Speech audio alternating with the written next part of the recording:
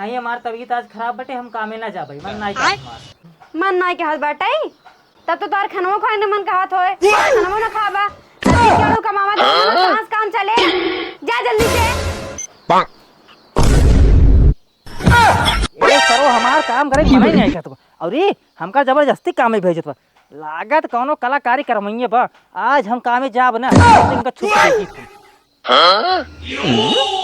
अरे ठेकेदार बहुत बहुत बड़ा धन्यवाद बाटे जो हमर मन से दुकान पर रख ली है। अरे रानी हम तोहरे प्यार में ना हम पूरा गांव वाले काम पर रख दे, ये तो तुम्हें मन से धो वाली बात रही।